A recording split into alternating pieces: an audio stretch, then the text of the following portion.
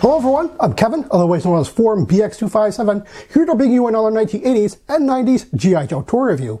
And today I'm going to be taking a look at the G.I. Joe's mini-copter, the 1990 Locust. Now, the Locust makes its first comic book appearance in the Old Marvel comic run of G.I. Joe, issue number 105, and makes its first animated appearance in the Deke animated first season episode titled United We Stand, although the animation for the Locust copter in that episode switches back between the this regular brown version and an ambulance version it's supposed to be disguised as. The Locust is a really small helicopter. Here's a 3 3/4 inch vintage G.I. Joe action figure just to give you a sense of scale. Now, as for the features, it has two really large cannons on each side, which can move up and down. Obviously, it can't rotate the full 360 degrees because it knocks against the landing gear. And it has the same cannons on both sides. Speaking of the landing skids, you have little foot pegs to carry two extra action figures, one on each side. Just like this. Now, beyond just carrying two extra characters, you can see that on the cannons, they have these little protrusions which look a lot like grips. So you can pretend that the figure who is attached here is actually controlling the cannon. The Locust opening canopy can only hold one pilot. There is some really nice detail on the insides of the cockpit, as well as the dashboard, but there is no control stick. In lieu of a back peg or a seat belt, a lot of 1990 and 1991 vehicles came with this waist clip. And what you're supposed to do is you're supposed to pull this whole thing out and then attach it to a figure, then put that whole thing back into the vehicle. Mine, however, is kind of stuck. You have to pull it out on an angle, and I don't really trust the plastic on this thing anymore. But here is what this thing would have looked like if I could have pulled this thing out properly. And it's this clip portion which actually goes into a slot in the back of the seat. However, in this instance, it's really easy just to place the figure in there without any worries.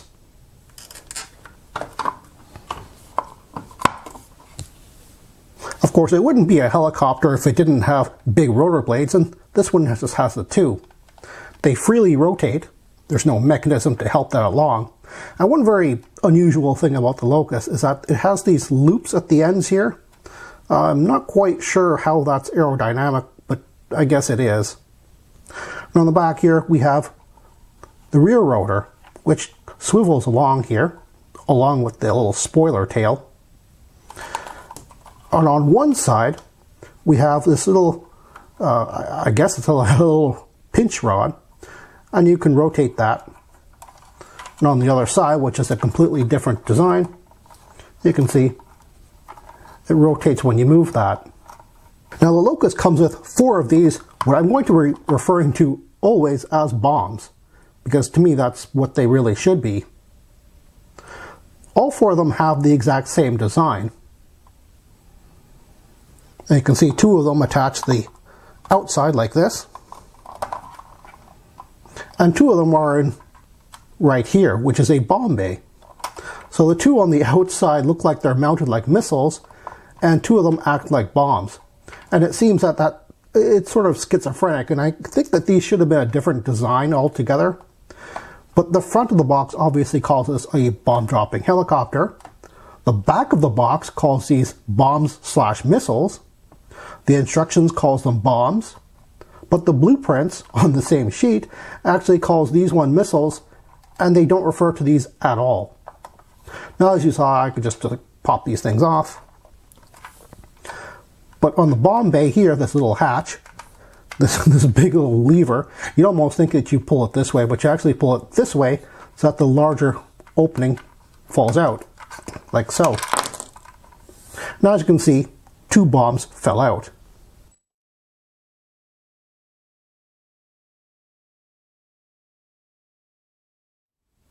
Now, before I go any further with this version of the Locust, I do have to say that there is another version, or sometimes referred to as a variant.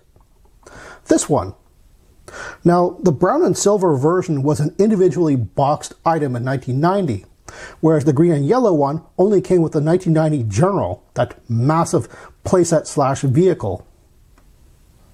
Kind of like the way the 1986 Firebat came with the Terrordrome.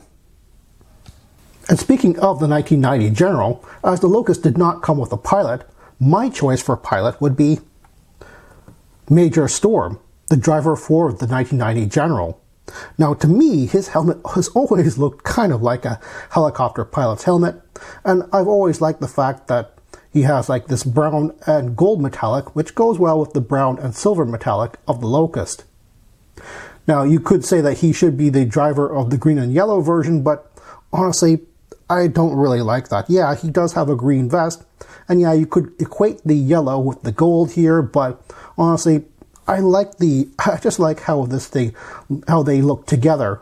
I know Hasbro often put driver figures in colors which contrasted with the colors of the vehicle, just to make them pop when they're sitting in the vehicle, but me, I kind of like matching tones here. Now, of course, the play pattern for the Locust was that you could place any figure in there, regardless of their skill. It was just supposed to be a generic aerial vehicle. However, one thing that I've always seen collectors place in this vehicle is the 1990 Updraft figure, who was the pilot of the Retaliator helicopter, which is a very strange thing that you would have a large-scale helicopter released at the same time as a small-scale one. And the Retaliator had this sort of greenish-brown tone, a very muted tone, rather a lot like the Locust itself. I think one of the reasons why collectors choose to put this guy in with the Locust is because the Locust is a smaller vehicle and it's easier to display rather than the large-size Retaliator. I've always regarded the Locust as a round, cute little vehicle despite being a military vehicle with large cannons on the sides and exposed missiles/bombs. And as far as I'm aware, it's not based on any real-world helicopter, but the huge rounded cockpit, especially with the large underglass making this a huge visible bubble, really reminds me of the Bell 47 helicopter, also known in the military as the H-13 Sayu. The Locust is just missing a large tail boom, really.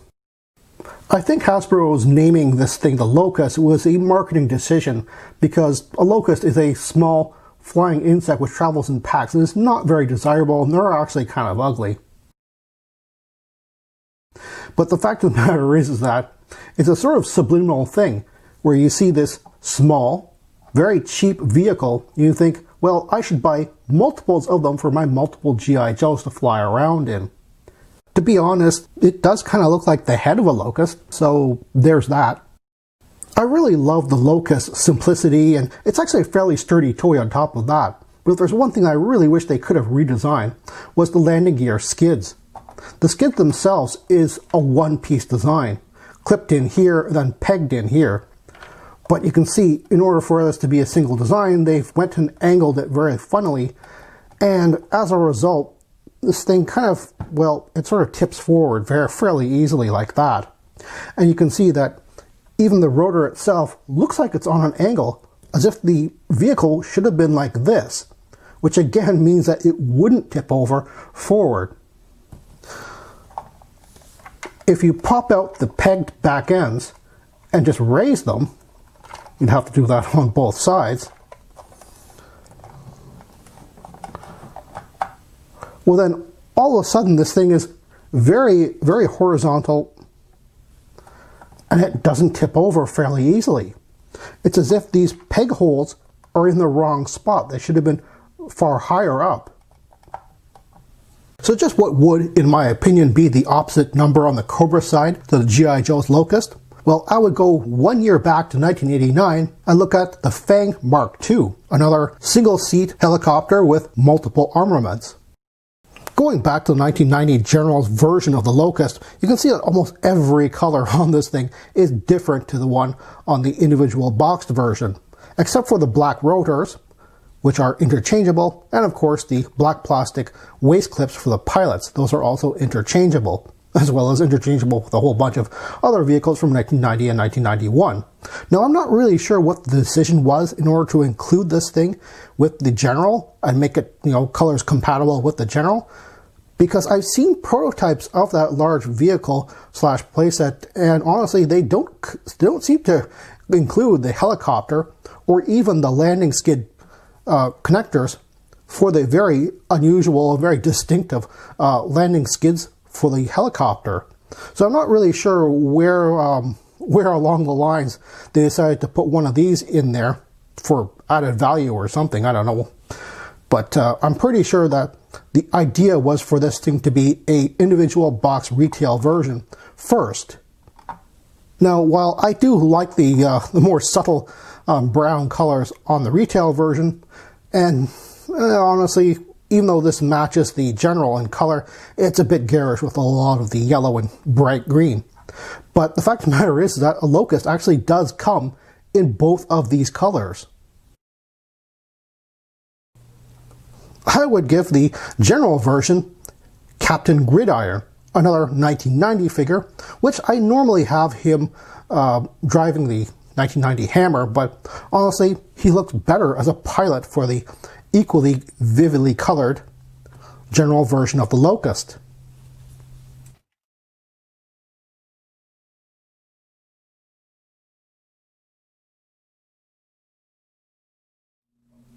If you're looking for a Locust on the aftermarket, believe it or not, it always seems to be easier and cheaper to find the one that comes with the General.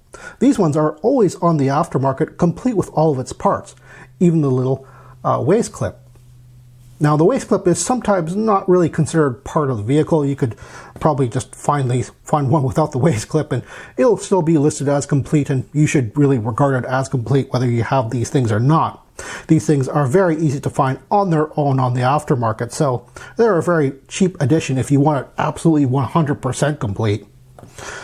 One of the reasons why the box individual one is sometimes a little bit more expensive and harder to find is because you rarely find it intact with the landing gear. I don't know why, but the landing gear always seems to be missing on the retail version, the brown versions.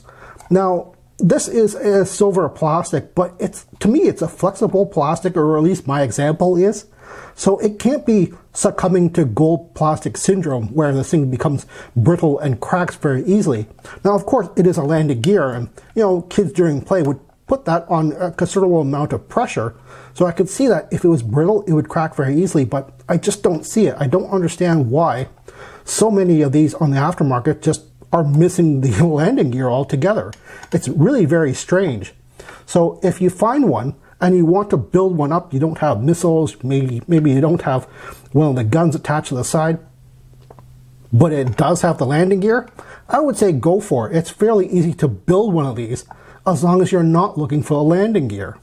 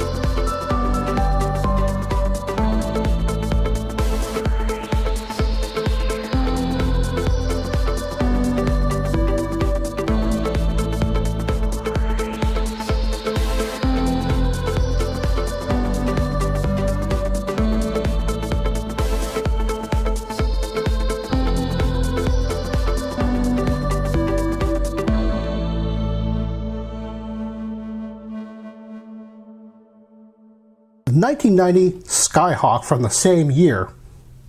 It going forward 1 year would be 8. And I think General Storm here looks great in there. Well, that's all the time I have right now. Please check out my Facebook page for more information and behind the scenes photos for these reviews. Thank you for watching this video, and stay tuned for next time to see another 1980s G.I. Joe toy review. See you then.